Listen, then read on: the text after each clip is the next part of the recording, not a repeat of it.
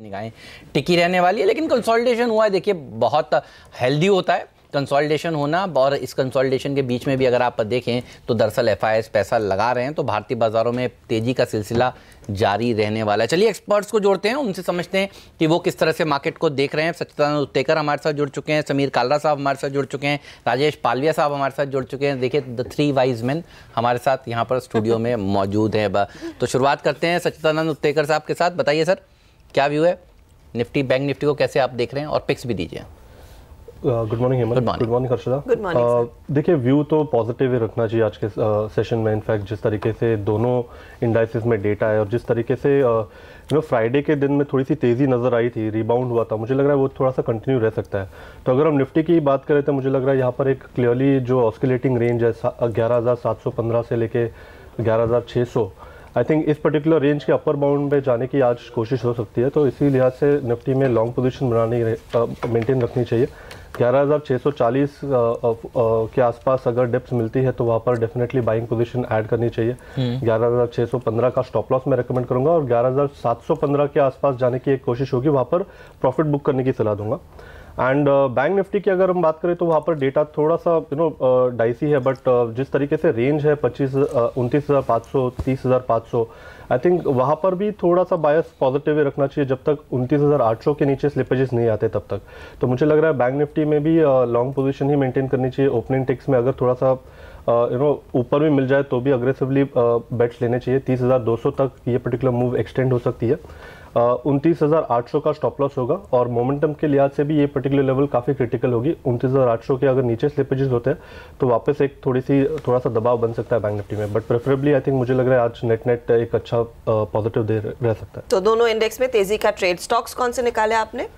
Stocks पे दो stocks है। टीवीएस मोटर्स मुझे अच्छा लग रहा है यहाँ पर भी। फ्राइडे के सेशन में जिस तरीके से एक ब्रेकआउट हुआ था 4 दिन के कंसोलिडेशन के बाद, उसके हेवीएस्ट कॉल राइटर्स 510 के आसपास ही बैठे हुए हैं और जिस तरीके से मोमेंटम बना है और जिस तरीके से वॉल्यूम्स ऐड हो रहे हैं, मुझे लग रहा है यहाँ से एक अच्छी एक्सटेंडेड मूव आ सकती है इंट्राडे में।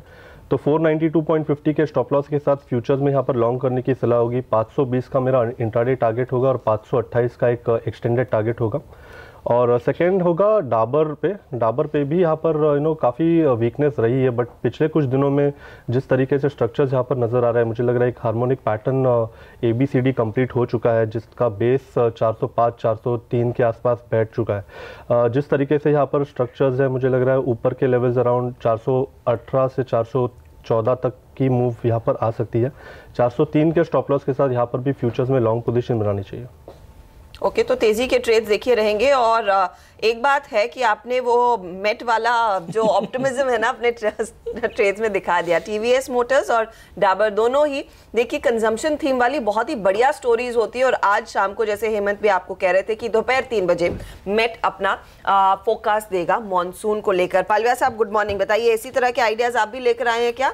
या good morning Harshada ji, good morning Hemant ji. Good morning. मेरा आइडिया भी ऑटोमोबाइल पैक से और वो है अशोक लीलैंड में देखें तो लास्ट सेशन में एक अच्छी बाइंग इंटरेस्ट देखने को मिला और करीब 15 से 20 दिन का कंसोलिडेशन का ब्रेकआउट देखने को मिला। करीब स्टॉक ने 4.5% का ओपन इंटरेस्ट लॉन्ग साइड का एडिशन देखने को मिला। अगर मैं ऑप्शन डेटा भी देखूं तो 95 के स्ट्राइक में अगर हम देखें तो 95 में पुट राइटर काफ़ी एक्टिव थे, जिससे एक लगता है कि स्टॉक ने अब यहाँ से बेस बना लिया और स्टॉक यहाँ से 100 से 105 की तरफ मूव करना चाहिए शॉर्ट टर्म में। तो मेरी सलाह रहेगी कि 95 का कॉल ऑप्शन बाय करना चाहिए। 3 रुपये 20 पैसे में ट्रेड कर रहा है। 1 रुपये 50 पैसे स्टॉप लॉस रखना चाहिए और 6 से 7 रुपये के टारगेट मुझे लगता है इसमें देखने को मिलेंगे, क्योंकि जिस तरीके का मोमेंटम इसमें लग रहा है, मुझे लगता है स्टॉक बहुत जल्दी 100 के ऊपर क्रॉस करेगा। तो इसमें टारगेट 95 के कॉल ऑप्शन में 6 से 7 रुपये तक के देखने को मिलेंगे। और जो दूसरा स्टॉक है वो फार्मा पैक्स है और वो है लुपिन। सो लुपिन में देखें तो एक जो फॉर्मेशन है और पिछले स्विंग के हाई को उसने ब्रेक किया है, 810 के ऊपर इसका ब्रेकआउट हुआ है। और अगर हम डेटा देखें तो जिस तरीके का इसमें डेटा बन के आ रहा है, मुझे लगता है स्टॉक में अब यहाँ से 870 से 880 तक का मूव शॉर्ट टर्म में देखने को मिलेगा।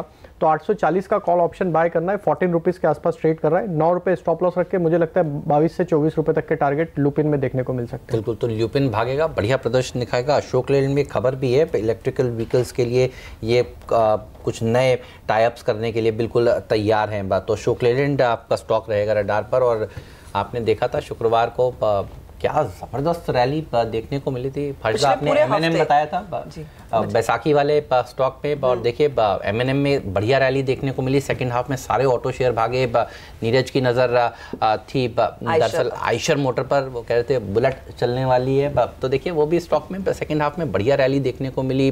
मेरी नज़र थी मारुति पर, वो भी देखिए स्टॉक भागा। तो काफी तगड़ी रफ्तार, क्या जबरदस्त प्रदर्शन देखने को मिला। तो ऑटो स्टॉक्स में देखिए अच्छा आज खबरें ये भी हैं सामने कि ये जो शक्तिकांता दास साहब कह रहे हैं कि ये ब्याज दरें देखिए को लेकर बहुत सख्त नहीं रहना चाहिए, रवैया चेंज करना चाहिए धीरे धीरे करके। वो ये भी कह रहे हैं हर पॉलिसी में ऐसा नहीं है कि नियम नए बदलने चाहिए, ताकि 10 बेसिस पॉइंट अगर बढ़ना है, 15 बेसिस पॉइंट बढ़ना है तो वो भी बढ़ा दिया जाए। तो ये भी देखिए ऑटो और रेट सेंसिटिव स्टॉक्स के लिए बढ़िया खबर मानी जाएगी। तो ऑटो सेक्टर बढ़िया प्रदर्शन दिखा सकता है।